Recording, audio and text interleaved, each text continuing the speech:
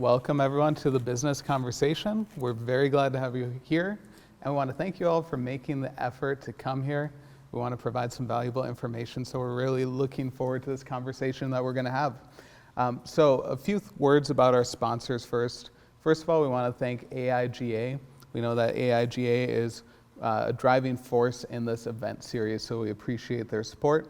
Obviously, Fueled Collective for providing the space, Forage and Gario for putting all the work into logistically organizing this, getting the speakers together, getting the topics together, and then also Content Reactor.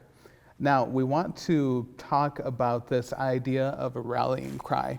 So when we think about healthcare and healthcare having a rallying cry, it's something that sounds exciting.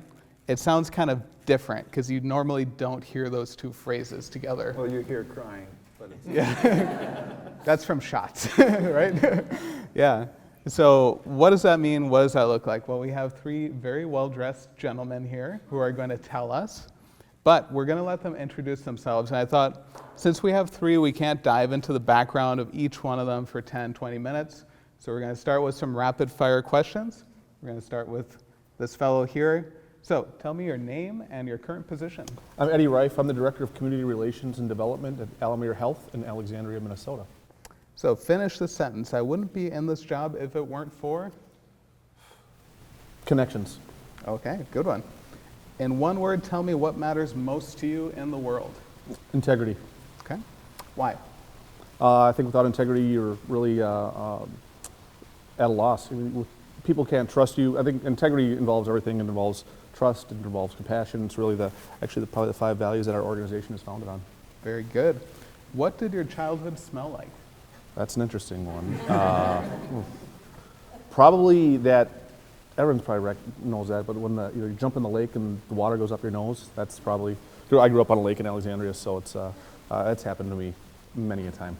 Very good. And Eddie, are you excited for the event? Absolutely. Oh, good. Just so tickled. Glad to hear it. Yeah. All right, let's move down the line. So name and position. Sherwin Schwartzrock, and I'm a brand consultant at Curious. Excellent. Finish the sentence. I wouldn't be in this job if it weren't for? This guy right here. Okay, good. We'll learn more about that, I'm sure. In one word, tell me what matters most to you in the world. Well, he took integrity. I'll take respect. Respect. Good. Why? We could use a little bit more of respect and kindness in life. Right? I like it. Sherwin, what did your childhood smell like? Goats. Can you expand on that? Do you know how goat cheese? You guys have ever had goat cheese? Goats smell just like goat cheese. Goat's milk smells like, it's just, we lived out in the country with a hobby farm, and we started out with one goat because I had 2 brothers with asthma, and goat's milk is good for asthma. And then that turned into 40, and my job in the summer was to herd them. Oh man. Well, good. We know a little bit more about you. I didn't know that. Yeah, the goat herd. It's a secret. Right, I guess.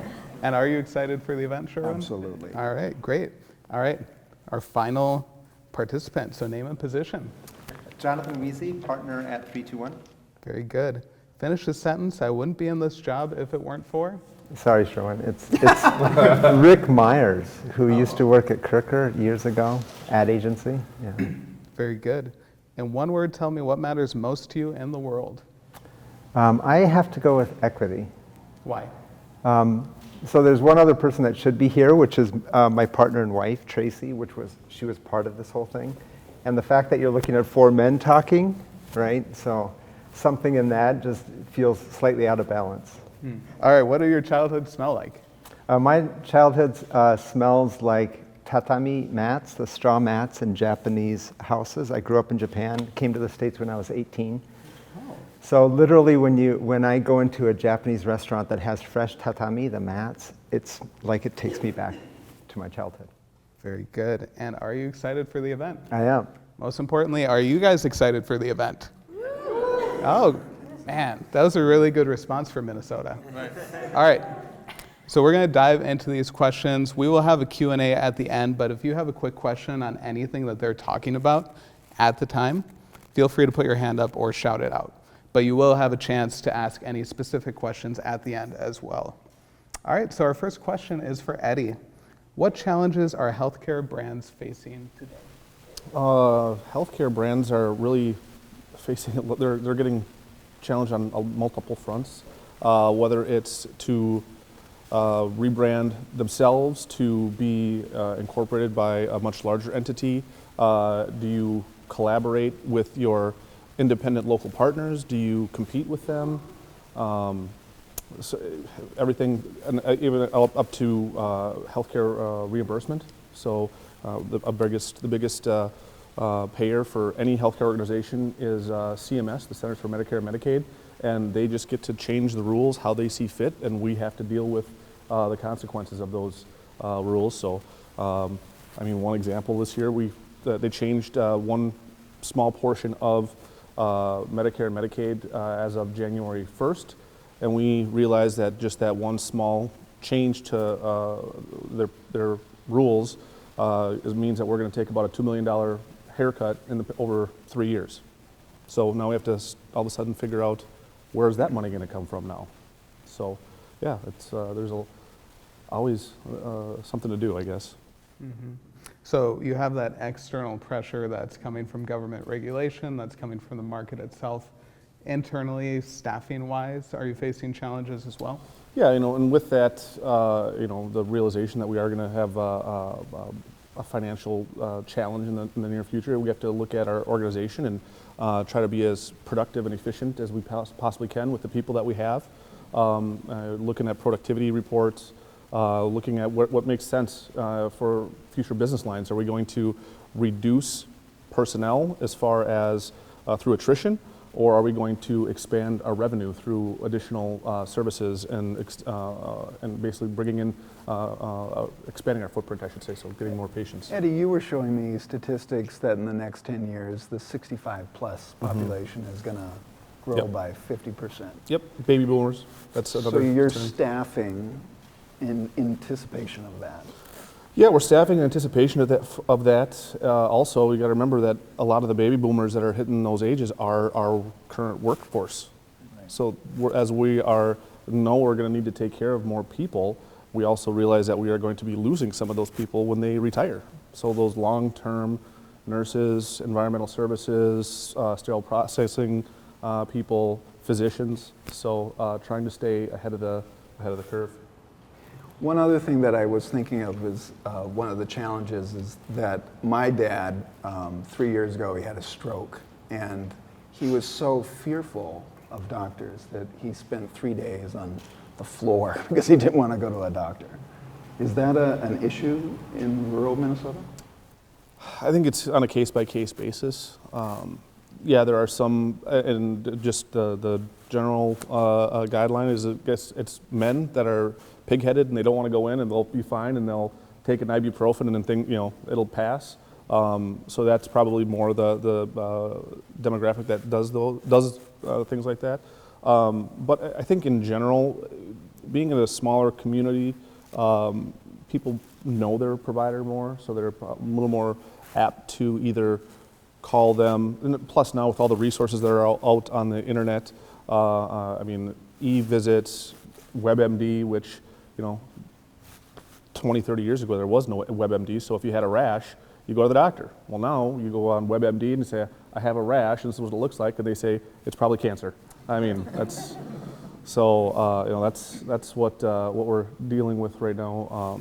But yeah, so we have patients that come in, and they've done their research, what they consider research online ahead of time, and they come in and they tell their doctor, it's like that North Memorial commercial where I think I have the plague. Well, probably not, but it's. But yeah, we have that. We lovingly refer to them as e-patients. They come in and they've already self-diagnosed themselves, and sometimes it works, sometimes they're right, but a lot of times it's the physician or the provider needs to really stop, assess the situation, and then provide the appropriate level of care as needed.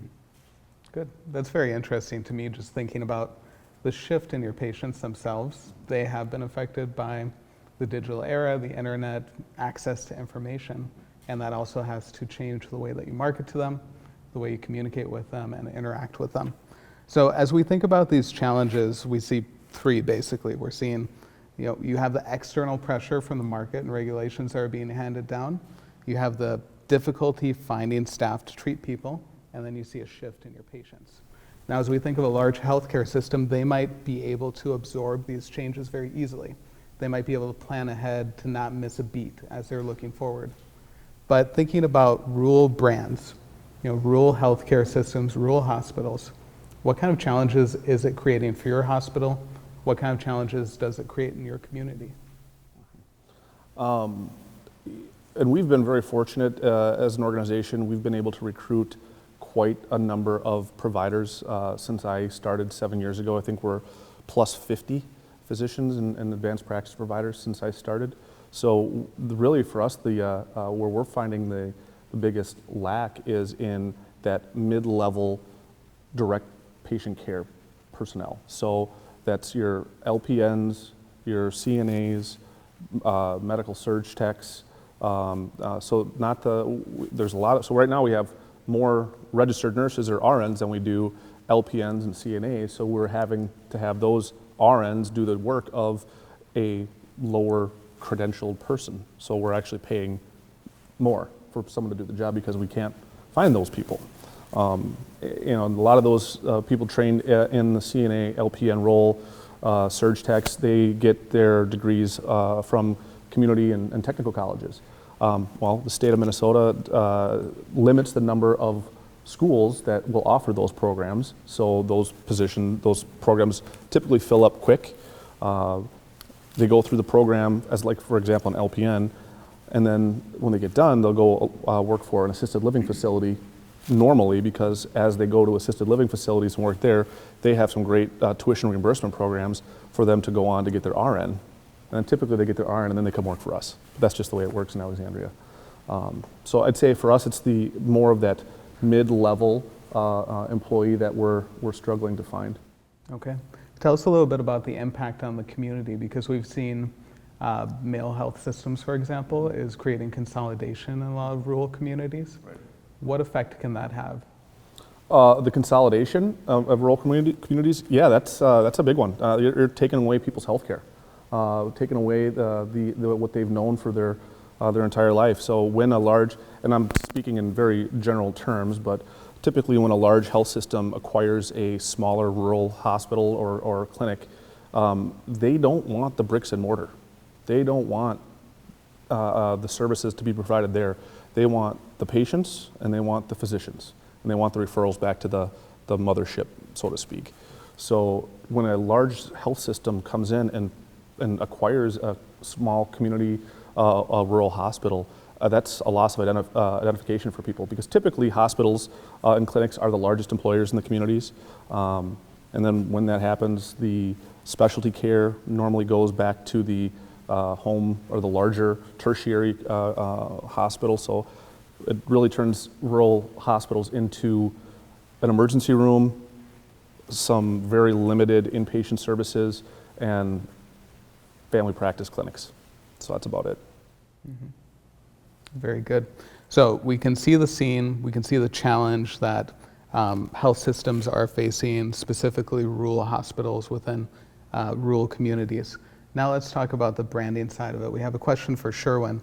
Tell us about the branding challenges your team faced when you were brought in on this project. So I was brought into what was called Douglas County Hospital about the same time that you were brought in. So we worked together, and the merger had just happened between the clinic, an orthopedic specialist, and the hospital.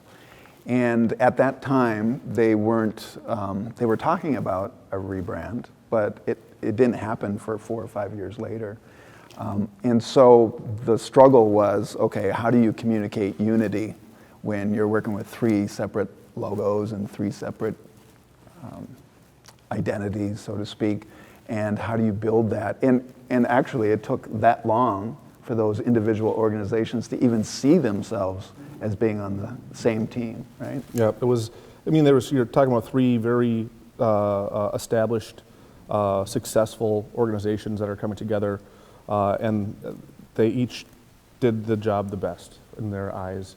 There was a lot of siloing, so there was coding department at Heartland Orthopedic Specialist, there's a coding department at the hospital, there's a coding department at Alexandria Clinic, and they all didn't quite, and they, each one of those departments had their own department manager.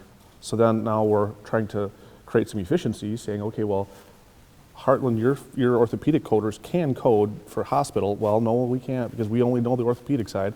Okay, well, maybe the Alexandria Clinic coders can do some of the hospital coding. Well, we only know the clinic coding side. So it did take 4 to 5 years of basically getting everyone to know, hey, we're all on the same team, trying to find efficiencies where we can, and like I said, breaking down those silos. And before Douglas County hired us to start working on advertising, it was because Sanford had opened up a clinic in your parking lot. So like, and it's still there, right? There, Sanford isn't going away, but that facilitated the merger because you were compelled to have a competitive service, and so that consolidation actually drove business, which is great for me, right? That's good. Wonderful. So let's dive a little bit deeper because we think of a brand as being something that is visual, something that you have guidelines around, but really it impacts much more than that, and it can go pretty deep. So now we want to hear from Jonathan. Jonathan, what was the state of the organization, the people within the organization, alignment between these groups when you came in? In a short phrase, I think they were resistant. That would be the easiest way to say it. Our original proposal was that we would, so 321 got brought in to do facilitation around the conversation of can we rename, and if we do, then 321 would also help with the renaming process. So we had 12 interviews in our proposal, and we ended up doing 33. Like there were so many people, so many stakeholders coming out of the woodwork saying, I need to tell you, can I just tell you one thing about Douglas County Hospital? I need to tell you. And at the end of each of these interviews, we said, okay, so let's spitball here. If you were gonna change the name, would you be for it or against it? And there were 3 people that said, I will never allow this name to be changed. Like no way, no how. Of these 33 people, they were strongly against it. Another 9 were in the middle. They said for the right name, we would change. And then the rest of them were, we have to change it. So more than a third, like maybe 40%, were against changing the name. And I have never been in a situation as a writer and as a creative on the side where there was so much resistance to moving forward. Like we were really stuck in that place. Like how do you do it? The good thing, and I guess the tip I would share with everybody is those conversations mattered, and they made a difference in people coming aboard later and saying, thank you for listening to me. Those 33 people were very important. We took that 33 then, so we did the qualitative work, and we did a survey. And to tell you how excited people are about the survey, we surveyed the entire population of the hospital. And we got 56% response rate from the people in the hospital that we sent it to, which is huge. You never get that kind of response. And so we were hoping for something similar from the community, and we got 43%. It was huge. Like everyone had something to say. And I learned so much about Alexandria and about what it means to be local. And how awesome it is. And how awesome it is, actually. And it's a county-owned hospital, Right. so the people that live there feel ownership. Totally, yeah. They're completely like, this is our place, you're not going to change it. And you're from out of town. And you're from out of town. You're from the Twin Cities. But fiercely loyal and proud, and also wanted to succeed. And it's the wanted to succeed thing, that argument that won out.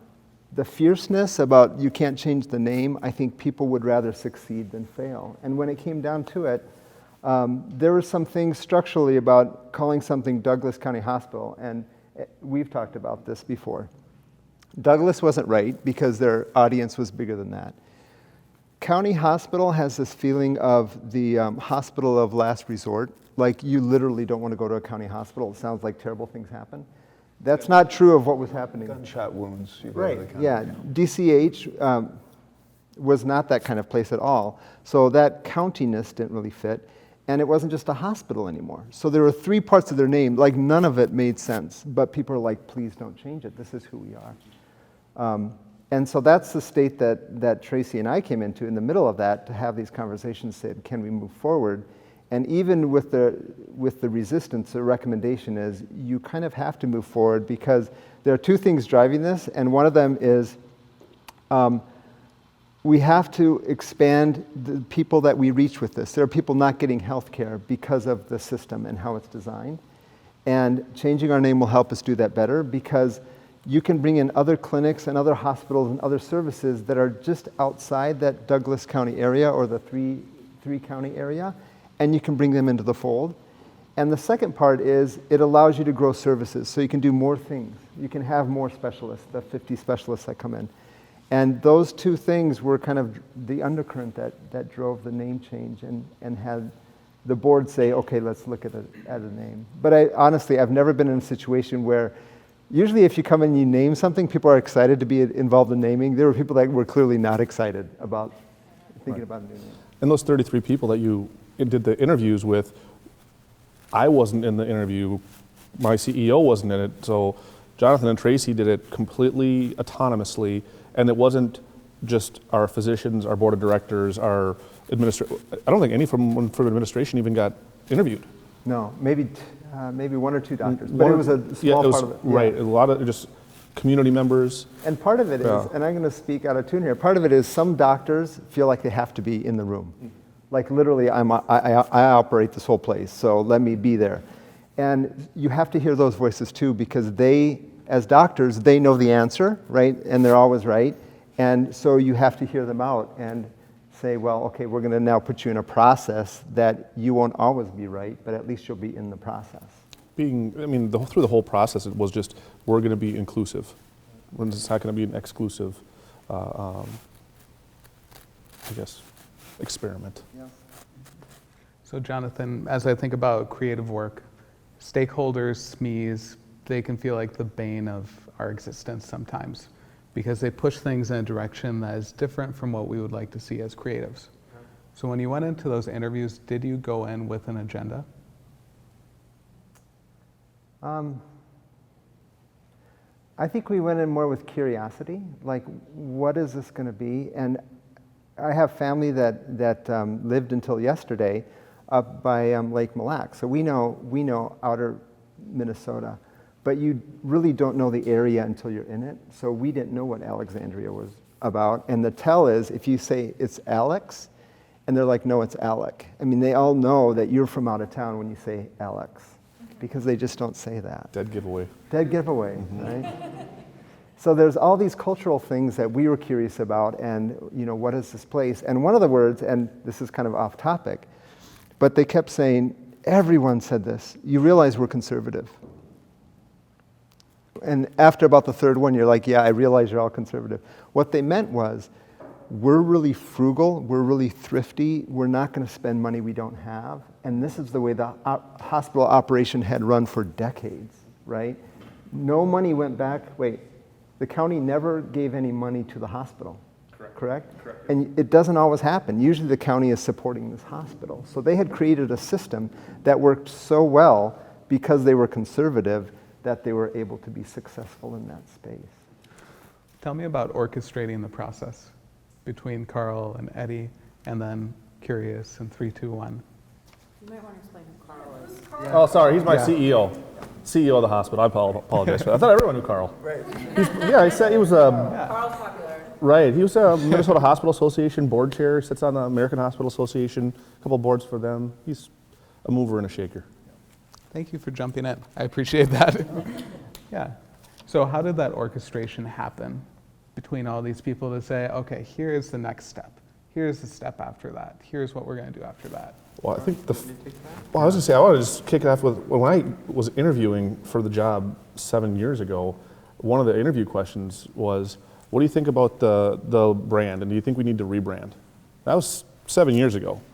And it took another 4.5 years before we sat down, and Sherwin kind of kept pushing. We got to get rid of this tri-logo. We got to get rid of this tri-logo. And finally, I'm like, I get it, I know. And then Carl said, let's start identifying the steps that we need to take to see if we can implement this. And then I'll let Jonathan take over. So part of the process, and working with Sherwin and I, we've worked together for a couple decades, yeah. So we work together really efficiently and hand things back and forth. I tend to be on the writer side, and 321 does some writing, but primarily it's defining, planning, and launching. So exactly what a new name launch does.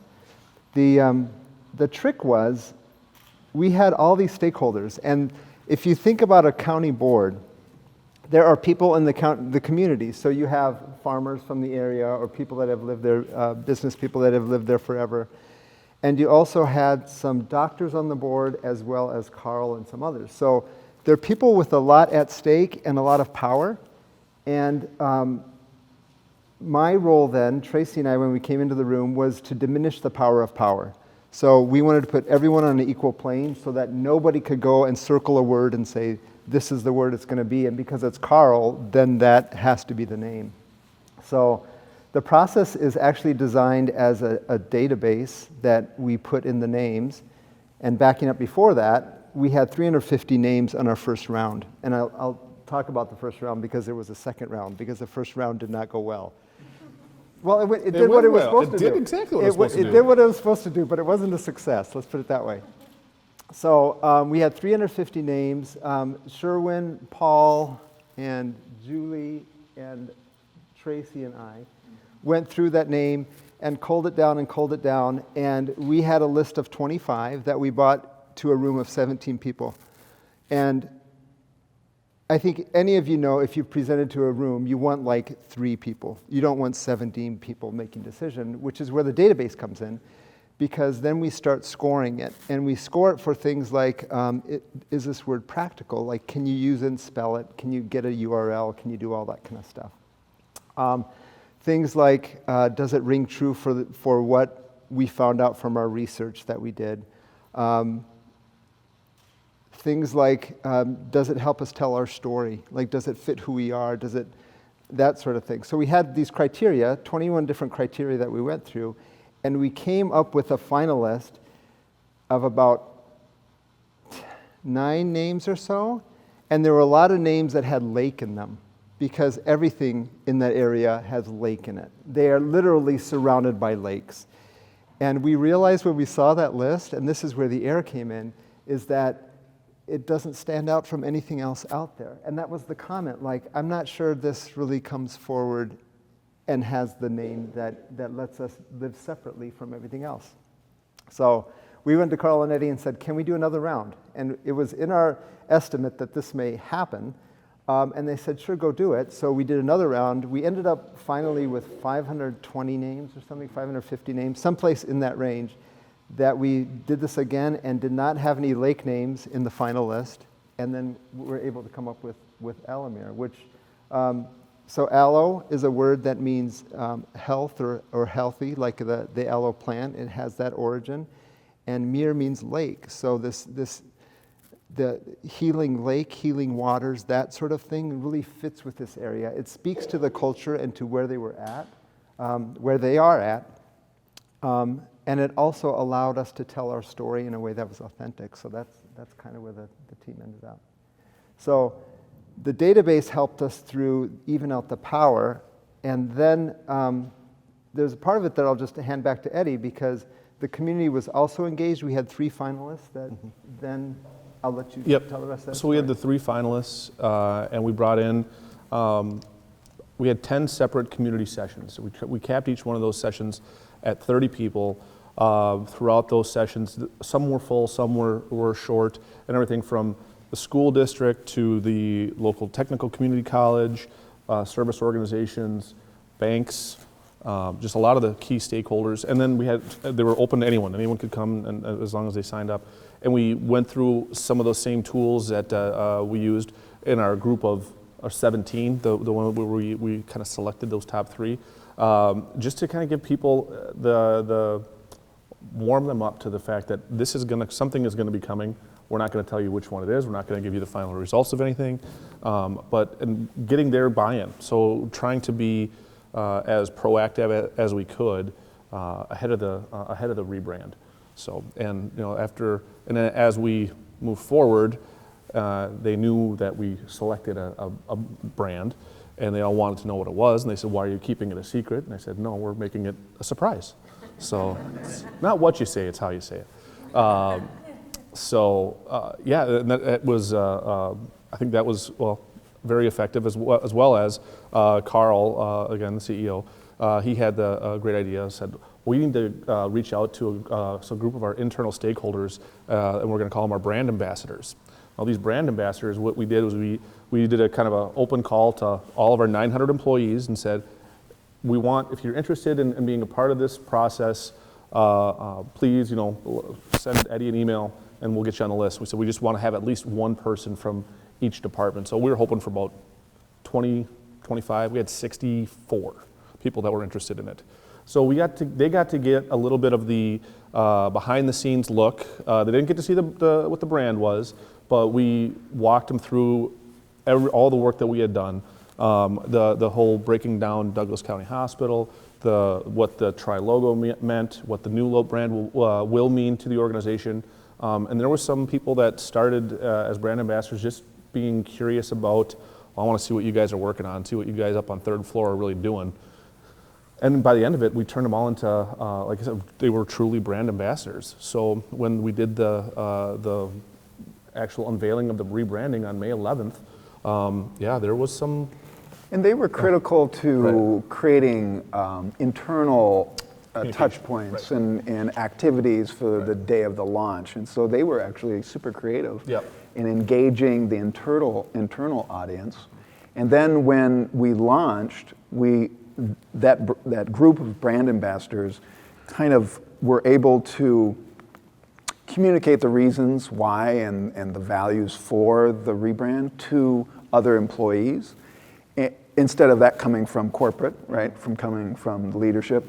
And then when the internal audience was all bought in, then when it went public, then you had an army of 900 brand ambassadors that were able to wear their swag and to communicate the reasons why to the community. And to respond to some of the people on Facebook that had nice things to say, because there's always going to be the keyboard cowboys that are sitting in their mom's basements.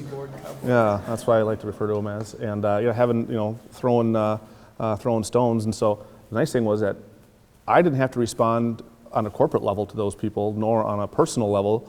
We had an army of brand ambassadors that were doing that on our behalf. So months before the launch, one of the key things that we did is the leadership at Alamere is pretty amazing. They manage that health system very well.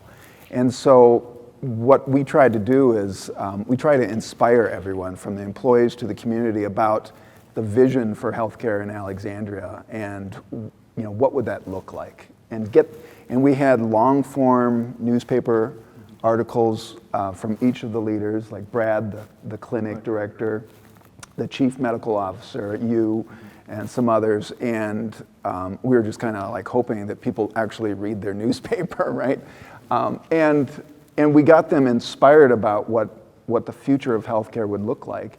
When the brand launched, they weren't picking, or nitpicking about the color or the font. They were just like, aha, that's a natural step in this multi-step process to evolve. And we had just seen in Alexandria, the city had changed their logo, and no rhyme or reason, they just did it. And they launched it online, and it was just crucified, right? As all brands happen. Yeah, all brands that launch online get crucified. So we didn't want to make that mistake. And one of you can talk about this, is that the day we launched, we actually had the sign company. Yep.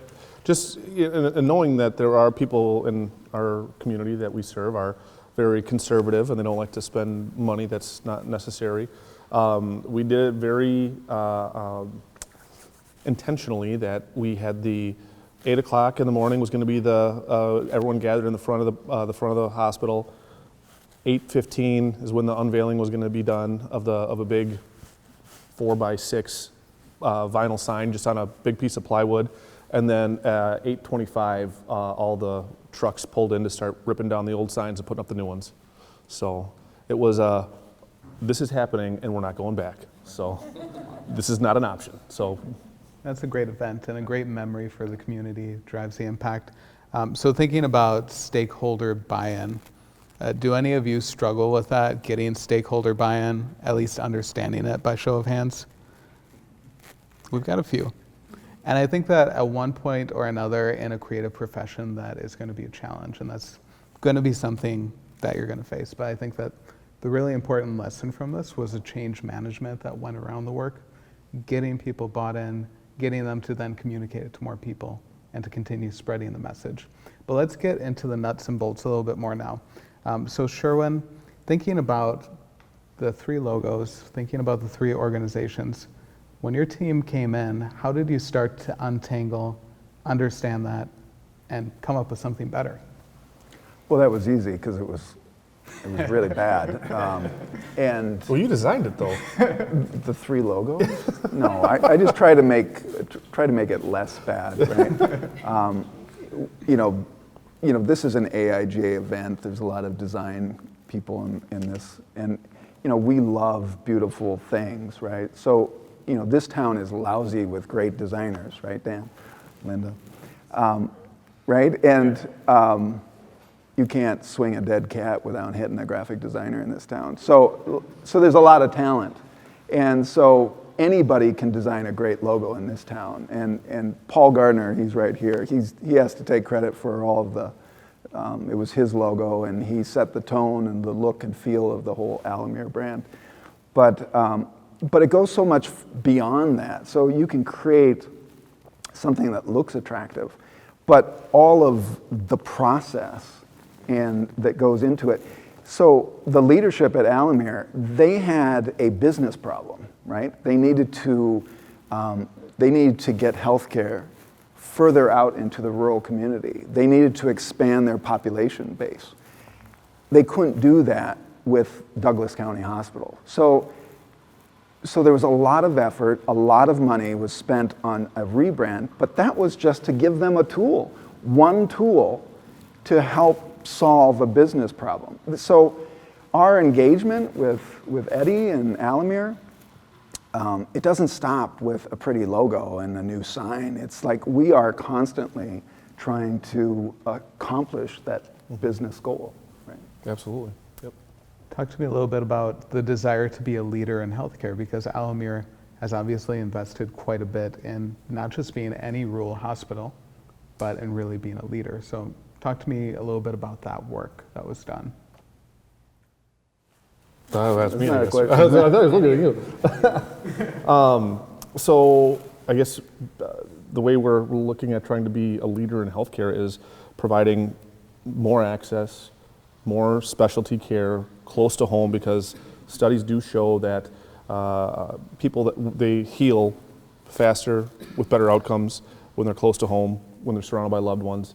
Really taking a look at our processes and being more patient-oriented, and we continue to do that work today. But it's also being a leader in healthcare. Like I said before, normally hospitals and clinics are the largest employers in rural communities. It's also being community leaders. So it's being involved in service organizations. We have people, again, with 900 people, we have people that are in Sertoma, in Rotary, in Kiwanis, in Lions, that are doing Habitat for Humanity builds, that are on the Chamber Board of Directors, the Economic Development Commission. We sponsor things like the Viking Land Band Festival and the Youth Hockey Association.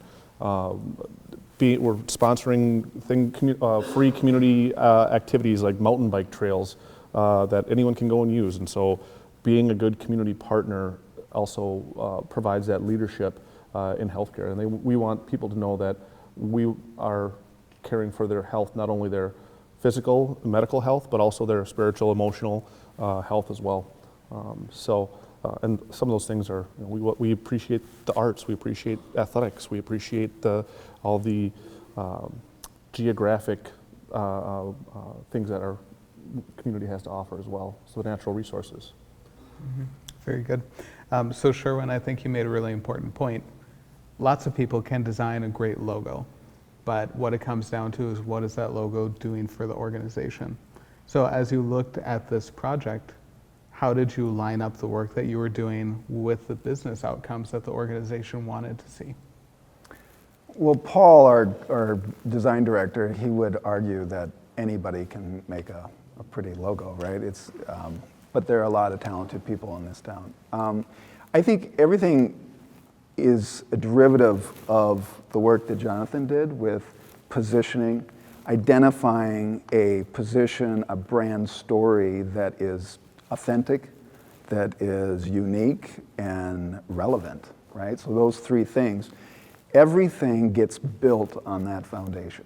So everything that Alamir was doing was identified at that early stage, and we built something that reflects all of those values. And the name Alamir came out of that. Obviously the look and the feel and the messaging and all of our storytelling. Brands are stories, and if you don't know what your story is, you don't have a story to tell. And it's got to be a story that's true, right? And Alamir has a great story to tell. And then it's fun just telling that story over and over again. But it might be about OB, and it might be about oncology, and it might be about the clinic, but it's always the same story. Mm-hmm. Very good. Good. Let's move into our last question, which is a little bit more open-ended. I want to get participation from all three of you. So what advice would you give to an organization that's up against a similar challenge? And maybe we could have Eddie start and then go down the line. Transparency, being open, being honest, identifying your problem, looking at, and like I said, being inclusive. I think, and it was one kind of side note on this, but so when we were going through this process, we had not announced to anyone. We made the decision that we're moving forward with the name Alamir and the rebrand, and so at the same time, I was losing a very long-term person that was working with me internally. And I had the opportunity to hire a marketing and communications specialist, so someone that would work directly with me on this project. And we found a great resource, and but I couldn't tell her that we were going to rebrand. So her very first day, I sat her down, I showed her the plan. I said, by the way, we're rebranding the organization in 3 months, so giddy up, here we go. And her jaw kind of hit the floor. She's like, we're doing what? And she was getting married. And she was getting married, yes. So of course, the week leading up to the rebrand, she'd already booked a trip to Hawaii. So I'm like, well, I guess we're gonna have to get her work done early. So that was very entertaining. And I forgot the rest of the question. Sorry. Good. If there was anything else. Just advice that you'd give to other organizations. Then. Yeah, definitely. Be inclusive. Be transparent. We did that when we redid our internal values as well as an organization. We opened it up to staff at all levels to come in and help us figure out what are the values of our organization. So being inclusive of your staff and the community.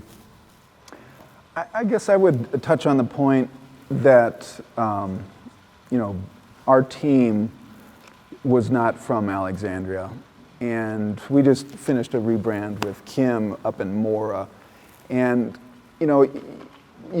we can build professional-looking, sounding brands. That's easy to do, but they have to be authentic, right? So each time that we're really facilitating them, these organizations, making choices that are uniquely their own, and to not get in the way. I know you were saying that you were really feeling bad that one of your favorite names got rejected. Fell off early. Right. And No, can't say now. but it's allowing the clients that you're working for to really own and identify with what you're building, so that it's not yours and that it's not someone from out of town giving you something. That it needs to feel like something they created themselves. And in truth, if we do our jobs well, it is something they've created. Would you agree? I would totally agree with that. And I would agree with both of you, actually. I think the key takeaway, and I've already said this, is power is really strange whenever we're presenting. And we know, like, if you go to a client and you're showing them 3 different ideas and you have your favorite and you switch the order around so that your favorite lands at the sweet spot, right? And then you get a few more people in the room and you realize you don't understand who you're presenting to, and there's someone in the room that has way more power than everyone else, and that changes the entire conversation. It changes the whole dynamic.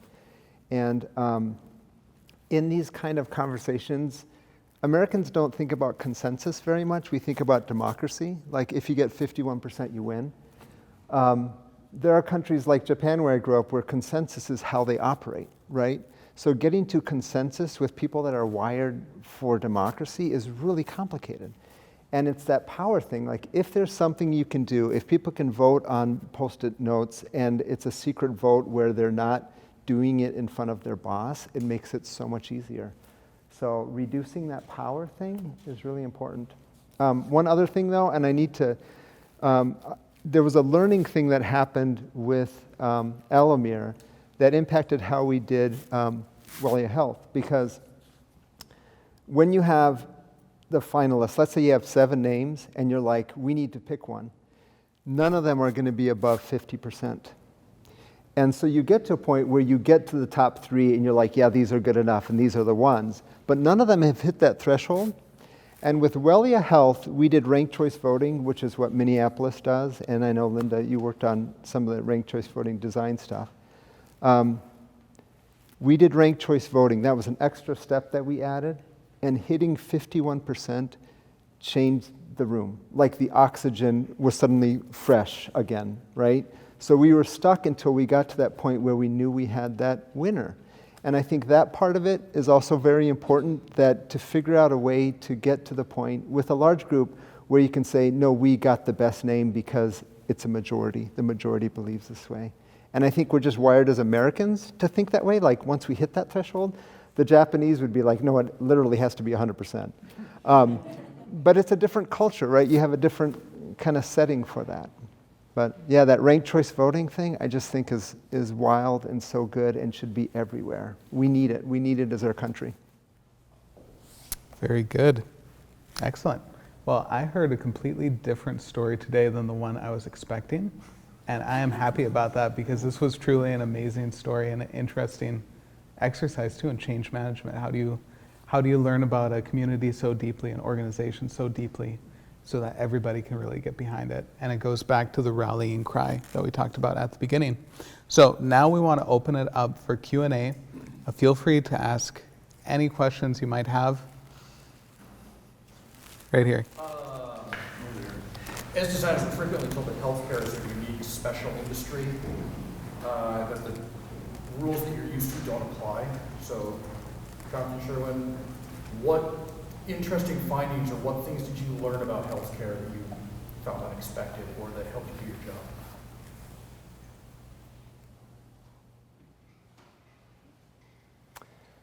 So my wife works in healthcare and has for a very long time.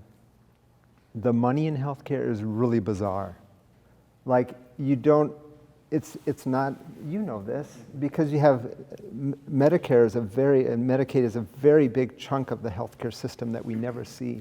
And we think it's an efficient market, and it's not efficient at all. The pulleys are being pulled all over the place. And I think as you come in as a creative and you're like, why aren't we marketing this service? Part of the reason we're not marketing the service is because it's a loss lead. Like, you don't want to market a service that literally brings you no income because the pulleys have been pulled. So there's a lot of that behind the scenes that I think is constantly eye-opening to me, that it's kind of a rigged system, actually, in this country.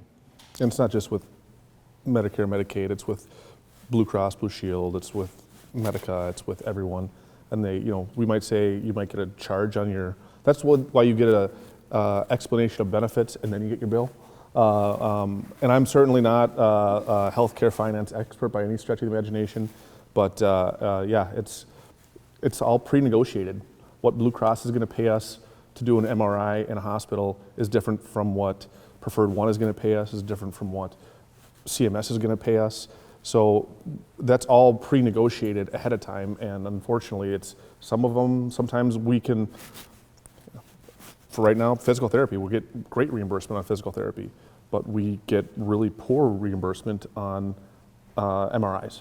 So and it changes every year. So it's kind of makes us do the little happy dance going from one foot to the other. Very good. You guys talked about tying rebranding to business objectives. I was wondering if you have any advice for creatives who are trying to tie their work to business objectives, big steps, or maybe framing that they can do in the conversation to help tie their work into business objectives. Ask the question, right? How often do designers ask the question, what problem are we trying to solve? And we love it when Eddie can come down and we have our day meetings and he gives us, a forecast for the next year of what is on the organization's plate, what are the problems that are currently most important, what are the new services that we need to promote and why, and having that big picture is just super critical. Without it, you're just making something look pretty. So I got a quick question. I had a chance to be a part of a discussion back in my home state of Virginia about 10 years ago with a bunch of healthcare administrators from a branding standpoint. And their particular issue was everything was equal, equipment, staff, all of that. The only difference was the experience.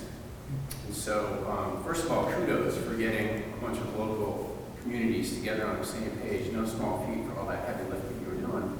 I was curious, now that you've got this brand, are you looking at a way to take what you've learned, your brand story, and actually incorporate it into the hospital experience?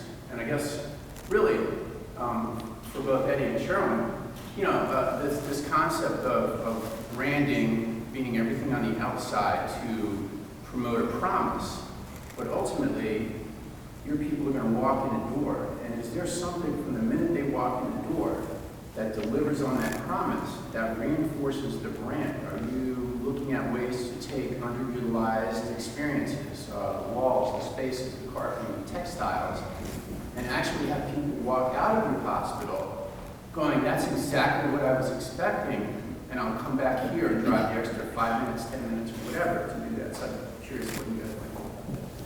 Yeah, internally, we're definitely always looking at customer experience, trying to marry up the branding and the marketing to what they're ultimately going to be experiencing. And right now, and sometimes you swing and sometimes you miss.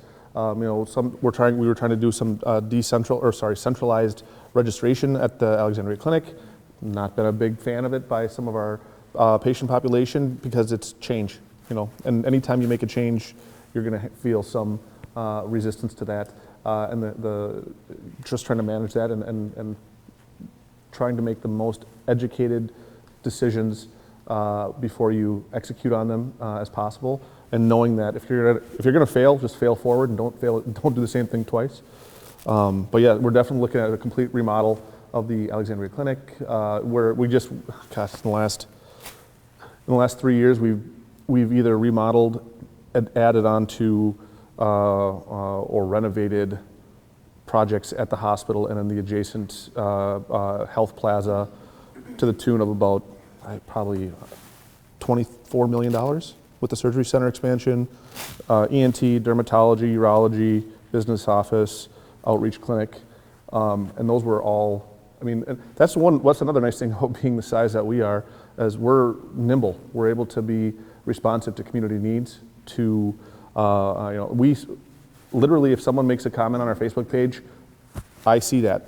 I can either respond to it or I have my patient account manager respond to it, and we're responsive.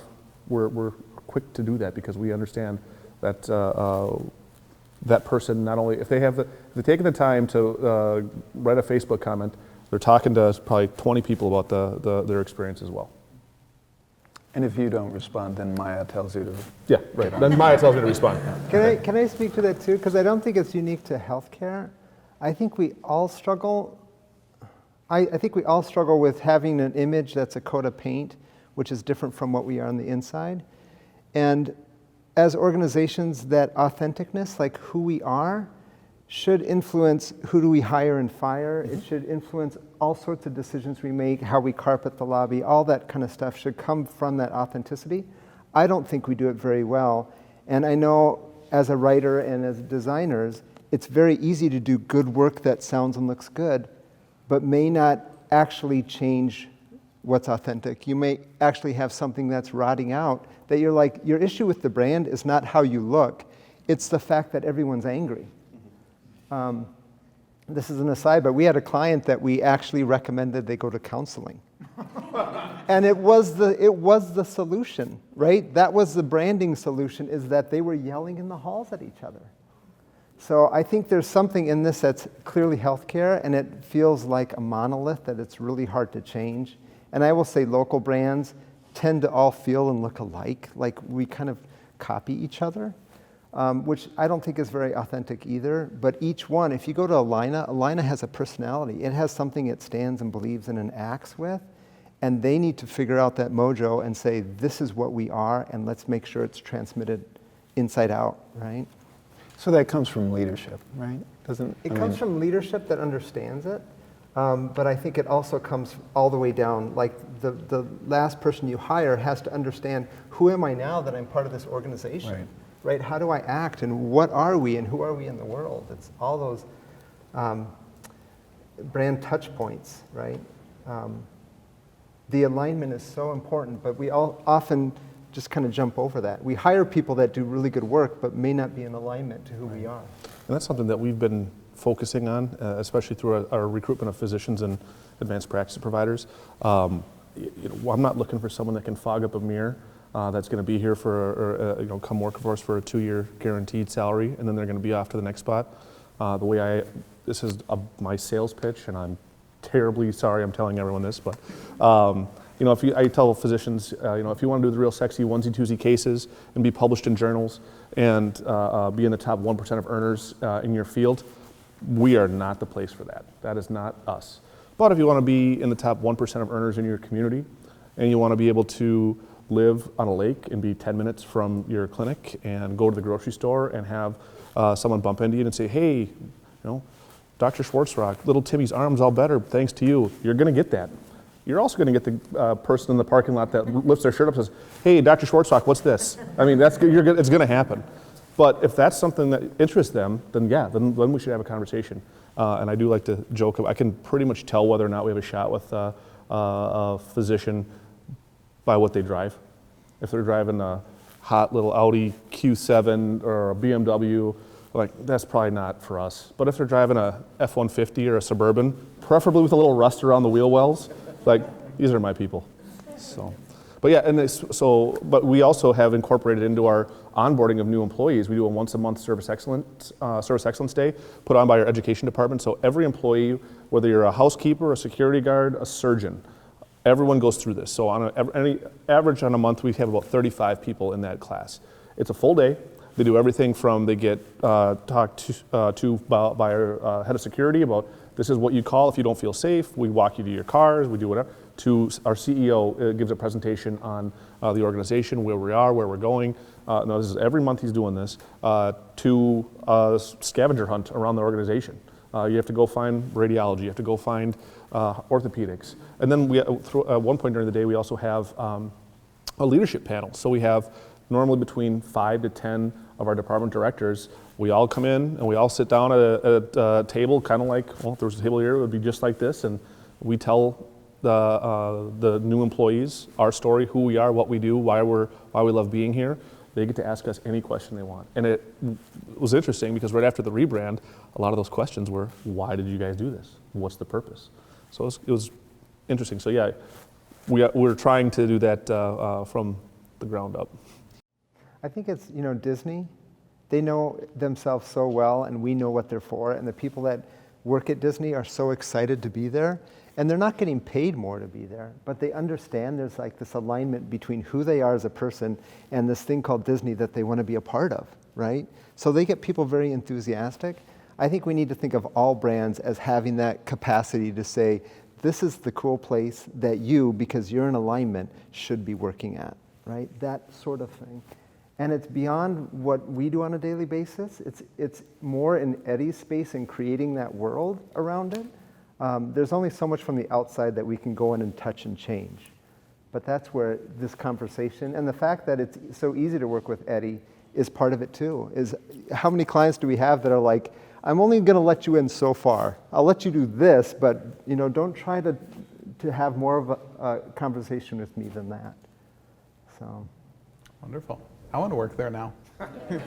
We're hiring.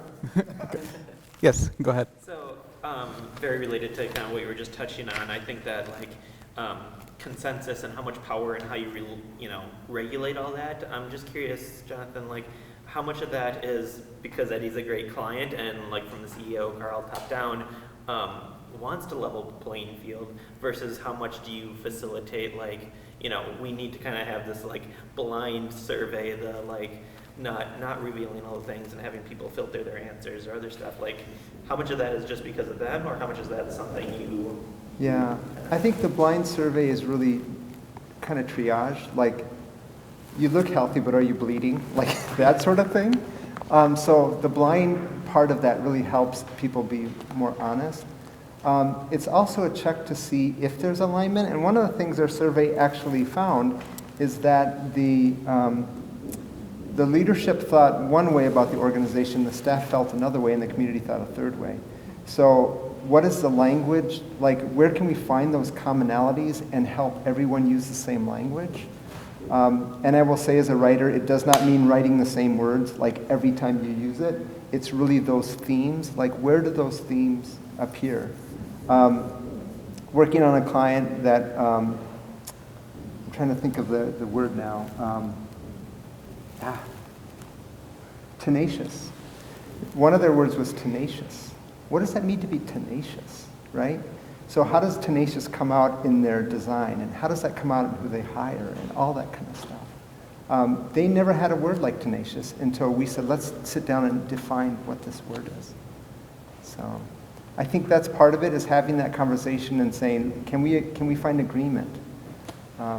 Because without that agreement, I think it's easy when you have a leader like Steve Jobs and he comes in, he sets the culture this is how we are, right? And I had a friend that worked for Apple, and he would work literally 15-hour days. And the reason he did is everyone at Apple worked 15-hour days. That was their culture. So when you don't have Steve anymore, then what is Apple? What defines you, and what kind of work do you do? And has he set you on a path to become something that everyone agrees on? So I think that's a question, because if you look at Hewlett-Packard or HP and you say, what is their brand? Everyone's I don't know. They don't have that. They're not known for that. But they're kind of in the same space. Very good. Yes, go ahead. You mentioned Sanford was in the parking lot. Mm-hmm. And often when companies or organizations rebrand, an acquisition happens shortly thereafter. Is there any thought about Sanford coming after you? I think it's going to be the other way around. We're going to go after Sanford. Nah, I'm just kidding. Just kidding. No, I'd like to say, we're fiercely independent. We have no plan or a strategy to be bought up, to be consolidated. If anything, we're looking at other areas for expansion for ourselves. So, But can I just say to that? Mm-hmm. When we were doing the interviews, that was the concern. Right. Is this why you're doing it? Are you making it look good for the market? Right. Right. You're exactly right. Yep. And then they probably asked you a lot of those questions. They did ask those questions. They also asked, we had questions from our internal stakeholders. How, we have unions in our hospital. So are you doing this to break the union? No. Are you doing this to get rid of our retirement, our PARA, Public Employee Retirement Fund? No. What's going to change anything going to change to our health benefits? No, nothing else is changing other than the brand. And technically, if you want to get very technical about it, we're actually just a DBA, so we kept the same tax ID number. because our board is comprised of 11 members, 6 of which are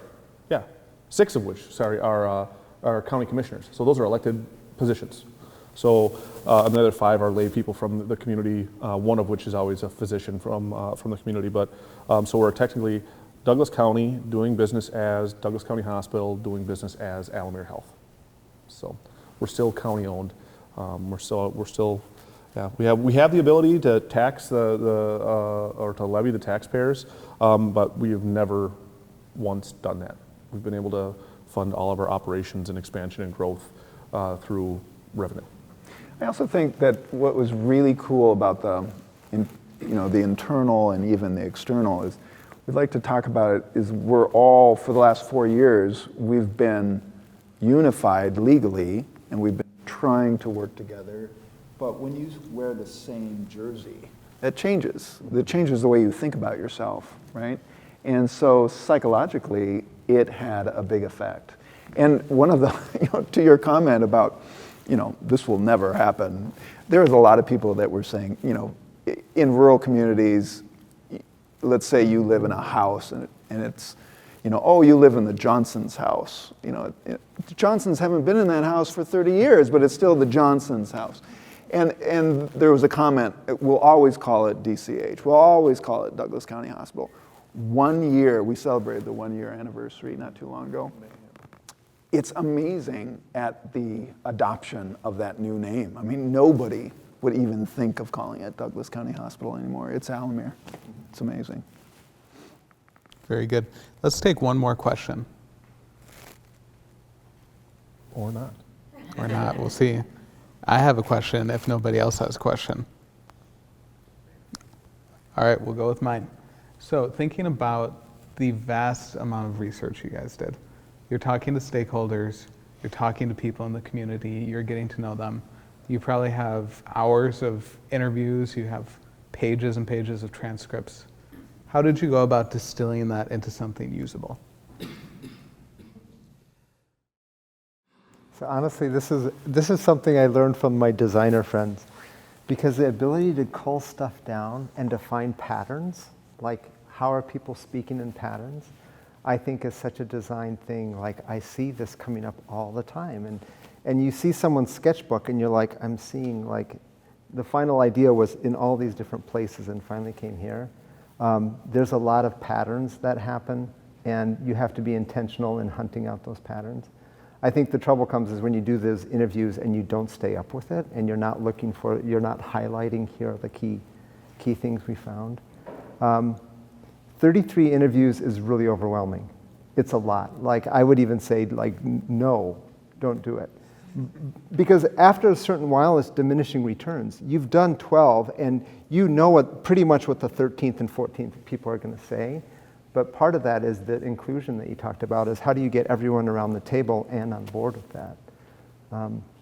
I think the challenge in that, too, is I also don't want to find a pattern that's not there, like what I believe.